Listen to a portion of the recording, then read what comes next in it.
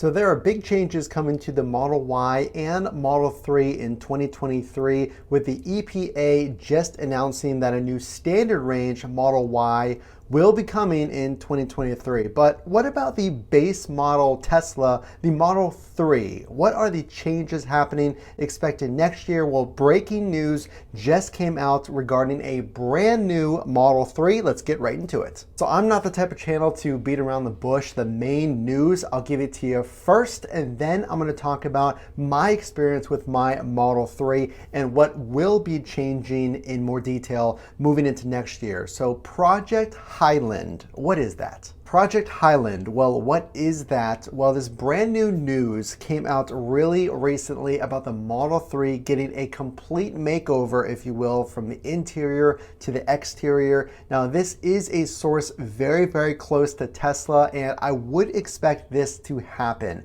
in 2023. It's been years since a true exterior remodel, if you will, of the Model 3 has happened. So let's go over what may change and what has changed in the past few years for the Model 3. So let me tell you on a high level what has changed since I have driven my Model 3 over 20,000 miles. I picked it up in July of 2021 here in Pittsburgh, Pennsylvania. I have the rear wheel drive, or that standard range Model 3, and whenever I picked up my car, a brand new refresh happened at that time. So what I received was a new center console, which removed the mirrored finish center console, chrome delete. There is a new heat pump. There is new technology in the car as well. So what are you going to get if you're considering the Model 3 in this new Project Highland? So this news came out and details were few and far between, but we can read between the lines. What is expected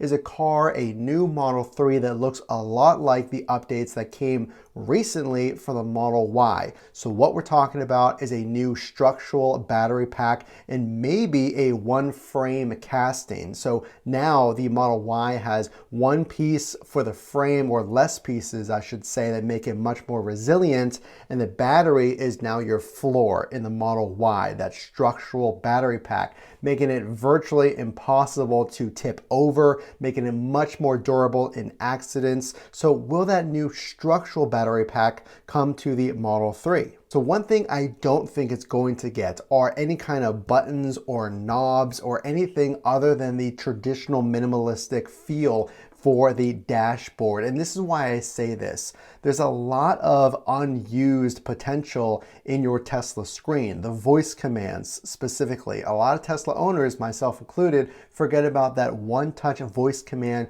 to control things like AC, fan speed, you name it. So I think this new Project Highland will be heavy on technology. The new full self-driving beta has been rolled out to many more Tesla users with safety scores around 80 now to 90, a lot lower than the initial FSD beta score requirement. Also, the infotainment center recently got an upgrade to a new Ryzen processor. All that means is now the screen is much faster. If you're scrolling in GPS or you're zooming in on the map, now it's a lot faster. So I think when it comes to 2023, Project Highland, I would put a big bet on new technology, maybe faster computing, new structural battery packs, and also there are going to be new colors coming to the United States. This has already been confirmed. Now, whether or not this is going to be a part of the Project Highland, again, a lot of speculation on that, but what I predict is that it will. I do believe that both the Model 3 and the Model Y would get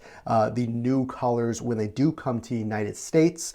We've seen in other areas like Berlin, they have a new cherry red and a quick silver gray. Really, really popular colors, and Elon did confirm new colors in 2023 in the United States as well. So this part is really important. I want to tell you, I've done other videos that have been very popular on can you afford a Tesla? What are the worst things that I have noticed about my Tesla? And is it still worth it? So we're going to break down exactly with these new updates. Is it still worth it? What are some cautionary things to look out for? Have they improved things that I disliked about my Model 3? Let's get into that. So can you afford a Tesla? Let's break down the numbers to give you first an idea of the numbers, and then I'm going to talk about some things I like and dislike that I hope they fix. So number one, my monthly payment, I bought this in 2021 in July. So about maybe a year and a half ago, I paid $42,000. I put $4,500 down. Now my interest rate was much lower. Again, the cost of the car was lower. My payment is $590. My maintenance cost is near zero, so we'll just put that out there. It's very low. I pay next to nothing to maintain my car after 20,000 miles, and I pay around $75 a month to charge here at my home. Project Highland, that brand new Model 3 is coming. Now, is it still worth it? Based on me driving 20,000 miles, would I do it again? What are the worst parts of owning my Tesla? Well, the best parts is it's incredibly amazing to drive. It's so enjoyable. You never get used to the acceleration. It's spectacular. When you're merging onto the highway or making a pass in traffic, it is instant and it really never gets old. So every time I bring up my paint chips on the front of my car, I have all these little paint chips. I would recommend PPF from day one, or paint protection film, at least on the front of your bumper. Now, there's been some criticism. I bring this up and a lot of folks in the comments say it's because I'm tailgating.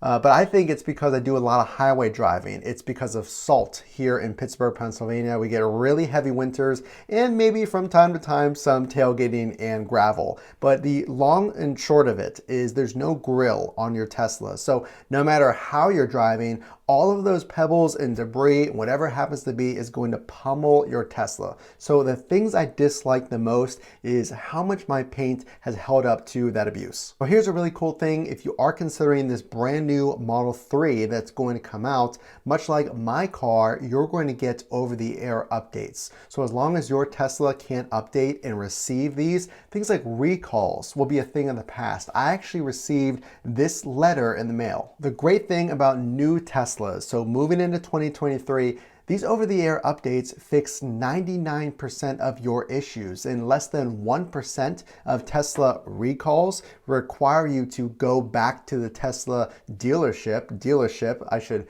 put in quotations, and they can be fixed with over-the-air updates. So this letter I received, basically it said no action is needed. This is going to be fixed with an over-the-air update. So what did we cover? Project Highland, there's brand new Model 3 refreshes to the exterior and the interior expected. So will the handles change like they did last time? Is it going to get different kind of spoilers, maybe new paint colors?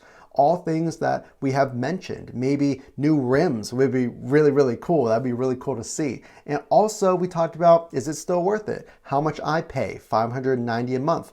Obviously prices are higher now, so it's going to be even higher than that. And at the end of the day, the last thing we talked about was, even with the pros and cons, I think it's so worth it because of how much enjoyment you get and also the safety of Teslas, which are unmatched. So are you considering a Model 3? Put them in the comment section below. Guys, there's a lot of Tesla channels out there. The only way I know that you're watching is to please subscribe. Even if you watch occasionally, it really does help the channel and give me good feedback. And also make sure to drop a like so I know that you enjoyed the video. Again, this is Matt from Frunk to Trunk. We will see you in the next video.